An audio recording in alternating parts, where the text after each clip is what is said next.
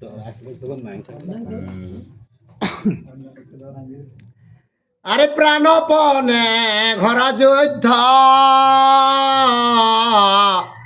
হইল দহার গো, হইল দহার গো, ধনু এড়ে গদা লইল মগধ কুমার গো।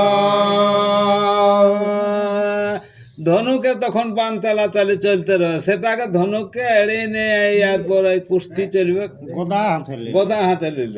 আরে গদা যুদ্ধে অধিক কুশল মহারথ গো, কুশল মহারথ গো, গদা ঘাতে চূর্ণ সে রিল কর্ণ রথ গো। গদাই মানে টুকু সিনিয়রেই রয় জরাসন্ধ। তো যাই কি করলো, এমন উঠানি আর বাজড়াই দিল, কর্ণর রথটাকে চুরমার বনাই দিল। আর সারথে তো রঙ্গ রথ আদি চূর্ণ হইল গো, আদি চূর্ণ হইল গো, লাফ দিয়া কর্ণ বের ভূমিতে পড়িল গো। এমন গদার ঘাতে মনে কর কি করলো, রথকো আর রথিকেও মনে কর চুরমার করে দিল একবারে। তখন মনে কর নিরথ হয়ে গেল, তখন ও ভয়ে লাভ দিয়ে নামল কর্ণ। আচ্ছা, আর রথে চড়ি অস্ত্র করে বরে সন গো, করে বরে সন গো, সেই রথ চূর্ণ তবে করিল তখন গো। সাটাক করে অন্য একটা রথে চাপিয়ে নিয়ে আর যুদ্ধ করতে আরম্ভ করেছে। যেমনি কর্ণ তেমনি ঘুরায়ও টাকো ঢাড়াইকে চুরমার বানাবে। যা মারো মারো বলিয়া ভে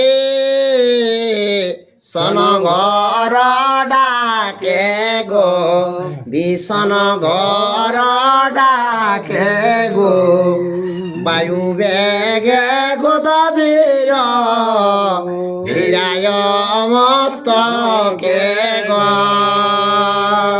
এই মারো মারো বলে আর গদাটাকে ওই জরাসন্ধ মাথার উপরে শাঁসা শাঁসা শাঁসা পুরা ঘুরাতে।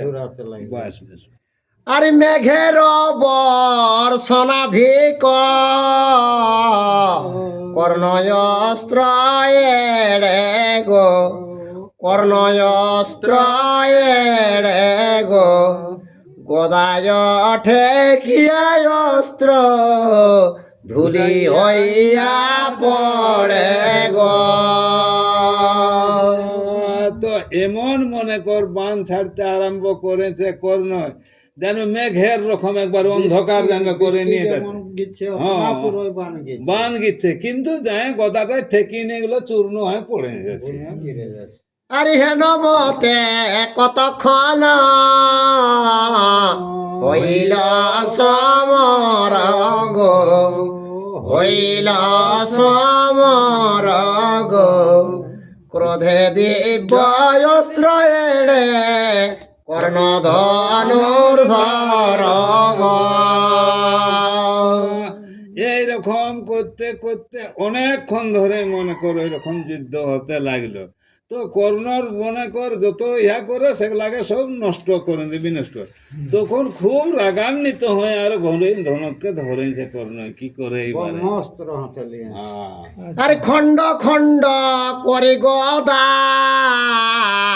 কাটিয়া ফেলিল গো, কাটিয়া ফেলিল গো, অন্য গদা লয়া বের কর্ণে পহারিল গো।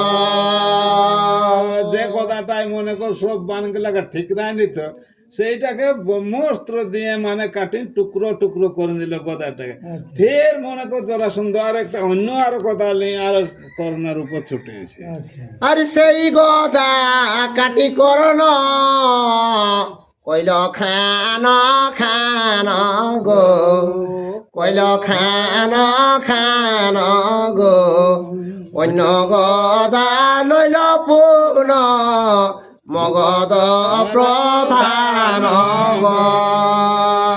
গদা কাটা বানে ওঠে ওঠে যেটা গদা লেগছে তোটাকে কাটেই খানা খান করে দিছে।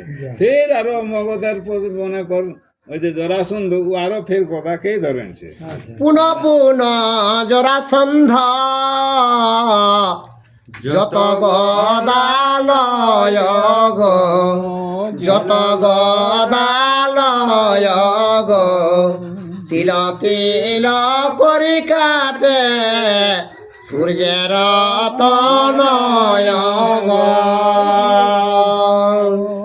রাজায় বারবার মনে কর যতবার গদাকে মন লিয়ার উঠছে তেমনি ওগুলাকে তিল পরিমাণে কাটে টুকরো টুকরো করে একবারে শেষ বানাই দিচ্ছে।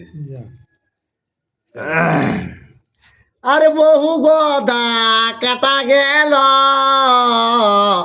গদা নাহি আর গো, গদা নাহি আর গো, কর্ণপতি বলে তবে মগধ কুমার গো।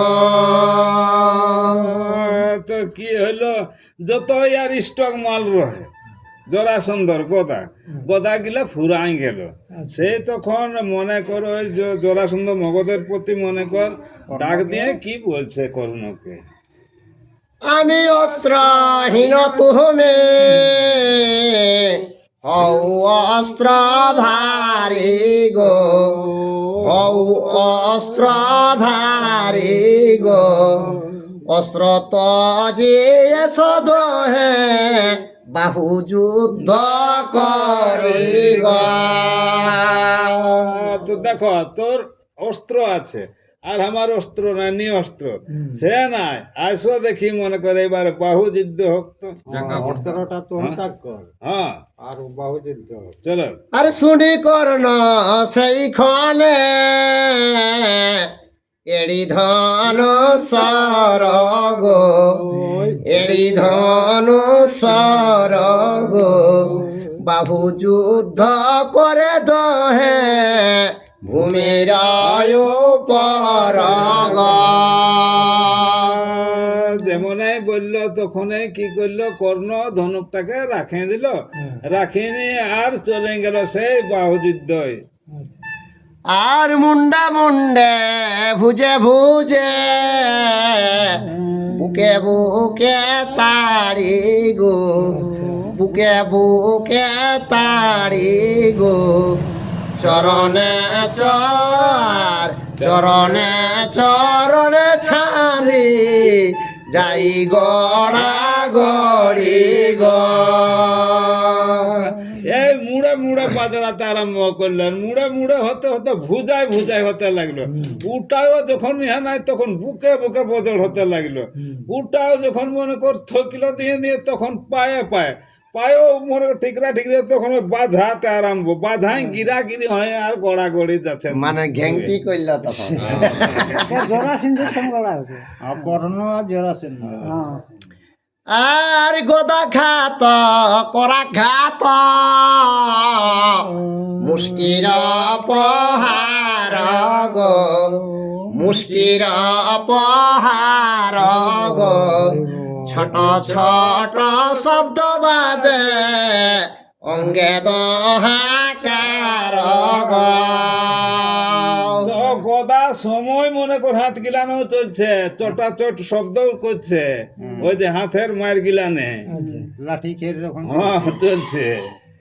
আর কোথায় পড়িল রতন কণ্ঠহার ছিড়ি গো, কণ্ঠহার ছিড়ি গো, মাথার মুকুট গেল চূর্ণ হয়ে উড়ি গো। থাকবে থাকতে হ্যাঁ ওটাও গেল, এলেন সেগুলা ছিঁড়ি ছিঁড়ি আর সব চূর্ণ হয়ে গেল কি নেই কুটপাট হয়ে। দহাকার সংগ্রাম না হই যে বিরাম গো, হই যে বিরাম গো, পূর্বে সীতা হেতু যেন রাবণ শ্রীরাম গো। তো দুজনের এই লড়াই মানে বিশ্রাম নাই, রাত হোক আর দিন হোক মানে চলছে। তো কেমন বলছে তুলনা দিল, যেমন পূর্বে বলছে তেতা যুগে রাম আর রাবণের যেমন যুদ্ধ, সেই রকম যুদ্ধ জরাসন্ধ আর কর্ণ চলছে। আর বসন্ত সময় যেন হস্তিনী কারণ গো, হস্তিনী কারণ গো, দুই মত দন্তি বল করে মহারণ গো। তো বলছে দুটা যেমন মতো মাতোয়ার হাতি করিনির জন্যে, তো সেইটা ওই ভানুমতির জন্যই হতে না, হ্যাঁ ওই কহিনীর জন্যে। তো দুটা হস্তি মনে কর মাতোয়ারা এইবারে মানে লড়াই চলছে। চলা আর সূর্যের নন্দন করণ, সূর্য পরাক্রম গো, সূর্য পরাক্রম গো, প্রথমূর্তি দেখে যেন কালান্ত গজম গো। তো কেমন সূর্যের বেটা সূর্যের সমান, কেমন দেখাচ্ছে যে কালান্তকে জম জানবে কালেই পৌঁছিল, আর রেহাই নেই আমার, সেই রকম। আরে ভুজ বলে জরা সন্ধে পড়ি ভূমি পরে গো, পাড়ি ভূমি পরে গো, বুকে হাঁটু দিয়া তার গলা চেপে ধরে গো। কি করলো যে জায়গার গিরাই দিল, গিরাই দিয়ে আর বুকটায় চাপিয়ে নিয়ে আর বাচ্চা ঘেঁচাটায় চেপেছে। আর জরাসন্ধ সংকট দে খিয়ারা জগন গো, দেখিয়ারা জগন গো, হাহাকার করিয়া গো রিল নিবারণ গো। জরাসন্ধর যে পক্ষ যেগুলা ওকে সাহায্য দিতে রে, সেইগুলা যখন মনে করু গিরাই নিয়ে আর বুকটায় চাপে ঘেঁচেটায় চিপিয়েছে, সেই তখন এরা হাহাকার করে নিয়ে তাকে নিবারণ করার চেষ্টা করছে, যাতে ও জীবন প্রাণে না হত্যা করো। আর হারি অপমান হইয়া মগধের পতি গো, মগধের পতি গো, আপনার দেশে গেল হইয়া দুঃখ মতি গো। তো জরাসন্ধকে যখন 5 লোকে ইহা বললেন, তখন কর্ণ ছাড়িয়ে দিল, হারিয়ে নিয়ে লজ্জা পাইল, দুঃখ মনে ঘর দিকে সজাইল। আরে তবে ভানুমতি লইয়া ভানুর নন্দন গো, ভানুর নন্দন গো, দুর্যোধন গে লইয়া দিল তৎক্ষণ গো। তো সেই ভানুমতি কন্যাটা ভানুর নন্দন কি করল, আর লেগে নিয়ে আর দুর্যোধনের কাছে নিয়ে গেল। আর হিষ্ট হইয়া দুই নিতে করে কুলা কুলি গো, করে কলা কুলি গো ভানুমতি লয়া গেল নিজ দেশে চলি গো। তোর বল না ভালা কেমন তোর ভালো লাগবে। তোর একটা কেউ যদি কোনো ভালো জিনিস তোকে আনেকে দে, তো তার সঙ্গে মিত্রতা এমনি তো ওদের ভাব মিতালি ভাব আছে, তখন মিতার সঙ্গে খুব কোলাকুলি মনে আকড়া আকড়ি মানে করুন জানাজানি হচ্ছে। তারপরে কি কি করলো, ওই ভানুমতি কন্যাকে নিয়ে কে আর নিজের দেশে সেই দুর্যোধন আসছে। আচ্ছা আরে মহাভারতের কথা অমৃত সমান গো, অমৃত সমান গো, কাশীদাস কহে সদা শুনে পুণ্যবান গো। জয় শ্রী।